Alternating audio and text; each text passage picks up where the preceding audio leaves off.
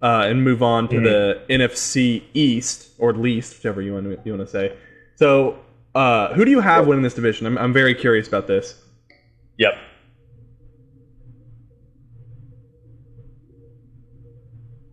So on paper, there's no reason why the Cowboys shouldn't win this division. Mm-hmm. If Dak Prescott can stay healthy, you have Ezekiel Elliott, you've got great weapons on the outside.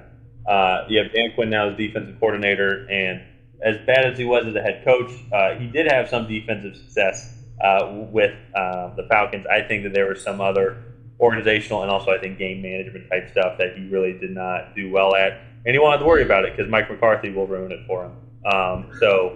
I think that it'll be. I have the Cowboys winning the division at 11-6. I think that it helps that they are in kind of a weak division. The second place team I had was the New York Giants that went 4-13. And Giants fans will like to hear this. I had Philadelphia going 2-15 since the Philly clearly, obviously. Yeah, I was going to say if you guys wanted to win the division, you should have gone better than what 7-9. The Giants also suck. 6-10. That's right. That's right. Mm-hmm. No, 6-10. Washington went 7-9. Yeah. And for me, and I'm just looking at their schedule, and I'm looking at just the other teams. Now, Washington does have the best defense, so I think that could be a game changer as well. And you have Ryan Fitzmagic coming in, and you never know. Like Alex Smith was a great game manager, and who also is a good game manager, Ryan Fitzmagic. So I think that a very experienced quarterback can come in, know his role, and hopefully can make the best out of it, make this division competitive. That being said, though, I mean, just looking at the schedule, I do have Dallas starting out actually 0-2, losing to Tampa Bay and the Chargers, but then just going into the bye week in week 7, 3-3. So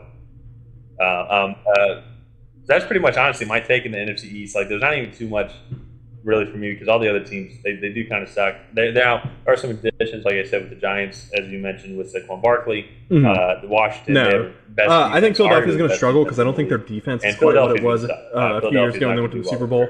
I actually have.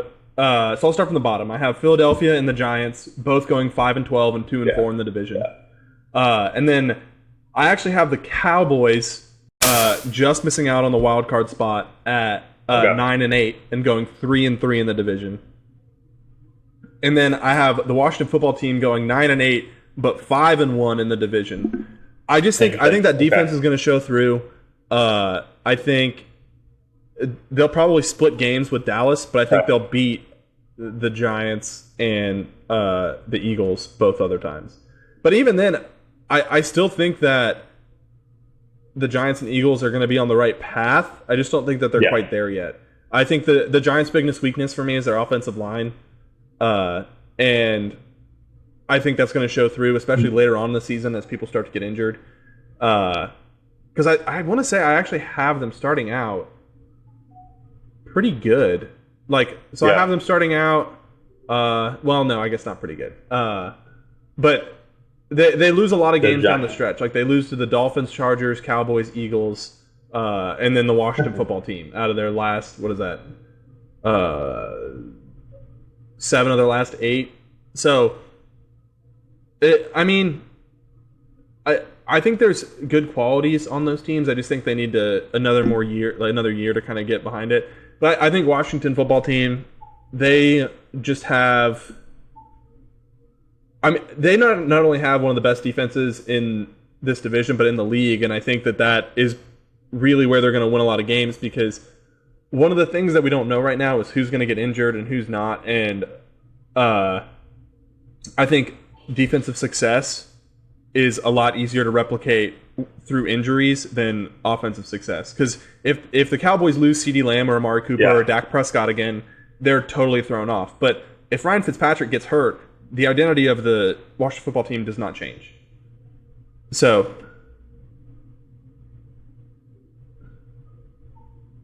yeah. Well, and then you have Taylor Heineke or Heineke. You also you have him potentially starting as well, and that actually would be very interesting kind of combo duo. You have the slow old Fitzpatrick coming in, but then you have the high energetic, put his whole heart on the line, Taylor Heineke. So that would be an interesting dynamic. I do agree with you. I think it's going to come down to those two teams. I think just on paper, if everything stays healthy, I just think talent-wise, Dallas. I agree. I mean, I think they will. No, like you said, they have a good defensive coordinator in Dan Quinn, but then Mike McCarthy is there to mess it all up. So that for me, I'm still struggling with Dallas. I also am not a huge Cowboys fan. But so that may be playing into it. But yeah. Well, you're a Cowboys fan or you hate them?